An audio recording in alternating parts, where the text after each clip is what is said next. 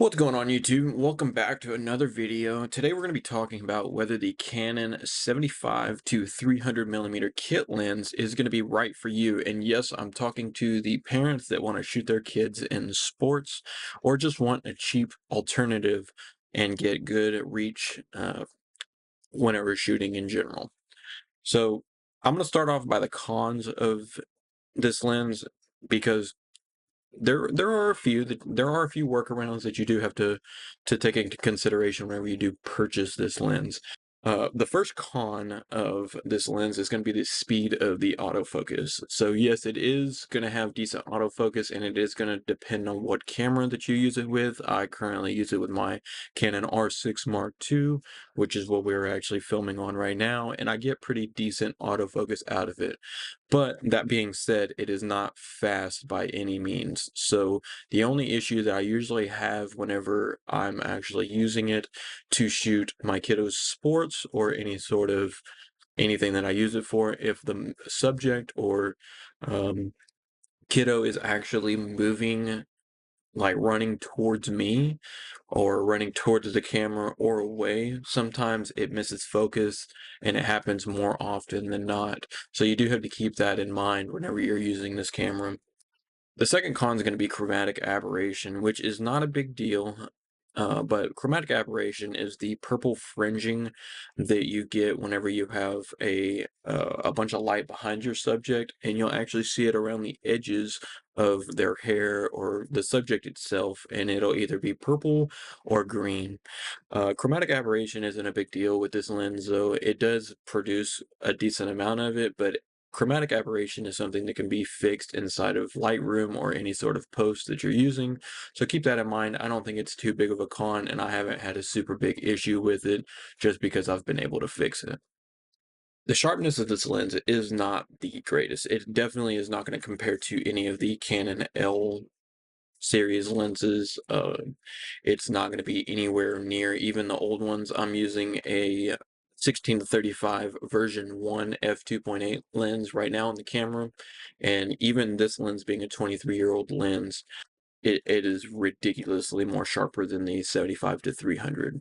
That's not being said that you can't still use it. It's definitely, I wouldn't use it for any paid shoots, but shooting your own kids at their sports games or just in general, you're going to get pretty decent results. The last con that I think, and this is going to be a con of a lot of lenses that you're looking at in this price point anyway, you do not have a constant aperture. So this aperture of this lens is 4 to 5.6, and that is kind of high for especially shooting at night.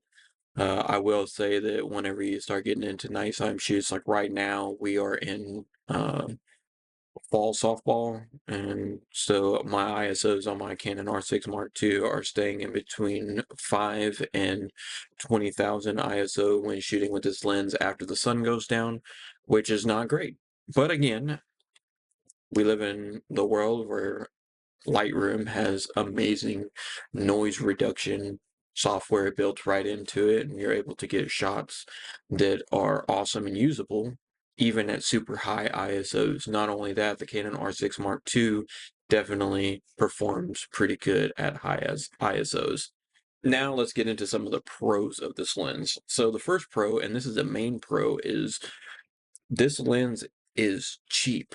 Like I said, I picked it up for $70 off Facebook Marketplace, which is for any lens, no matter what it is, that is super, super cheap. But it can be had from $70 to $150.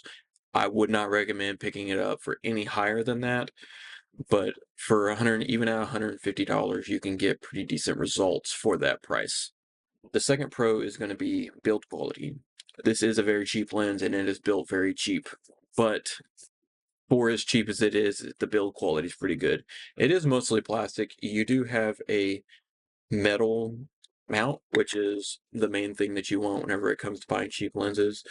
Um, the rest of it is plastic, and I think for especially when you're shooting your kids, plastic is important because it's light.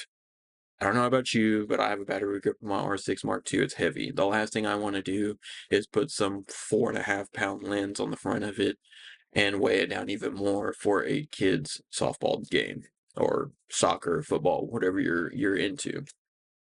But the build quality is good for the price. The third pro of this lens is going to be image quality. Although a lot of lenses beat it, for the price, the image quality is going to be great, and you're definitely going to be able to utilize these photos on social media.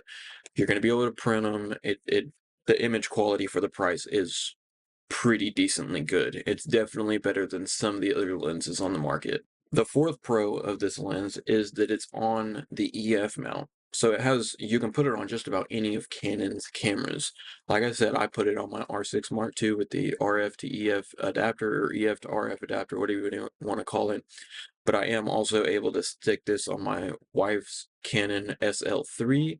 I'm able to stick it on the any of the RF mount cameras, any of the EF mount cameras, because it is a full frame lens. It is compatible with literally just about every single Canon camera that is out right now. The last pro to this lens, if you decide to pick it up, is the fact that it's easily replaceable.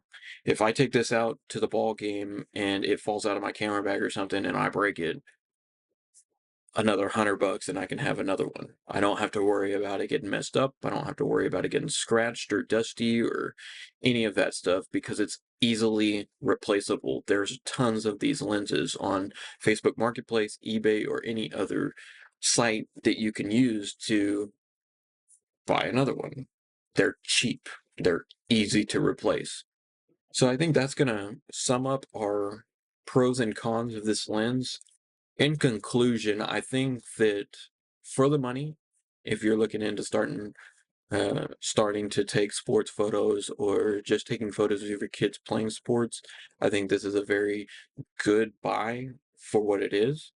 I think that this is definitely a beginner's lens, and I think that as long as you know its limitations and know how to work around them, you can get a lot of great content. I originally bought this lens because I did not want to spend $1,000 on a 70 to 200 f2.8 or 150 to 600. I didn't want to spend all that money because I don't make money shooting my kids' photos. They're just for me. They're just for me to put in books and stuff like that. So spending the $80 on this lens compared to spending $1,000 on another lens definitely had me looking at it. I'm sure it has you looking at this lens for the same exact reason. I think that if you're a parent looking for something just to get you by, this is a great buy and definitely go take a look. In other words, if this video helped you in any way to make your decisions on to whether or not to actually get this lens for yourself, drop a like. If I missed anything as far as pro or cons, drop it, leave it in the comment section, and we'll definitely look into it. But I will see you guys in the next one. Peace.